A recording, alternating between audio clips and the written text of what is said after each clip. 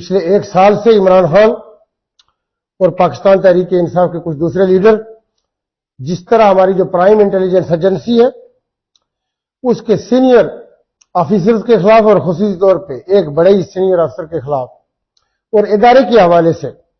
لوگوں کے ذہنوں میں خدشات اور بدزنی پیدا کر رہے اور عوام اور مسلح افواج کے درمیان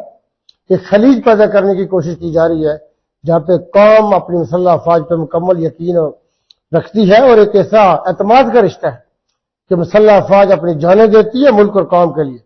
ہماری ملک اور قوم کی سلامتی اور سیکورٹی کی ضامن ہے یہ مسلح افواج. اس لیے قوم کو ان پہ ناز ہے، فخر ہے. آپ ایسی بدزنی پیدا کر رہے ہیں،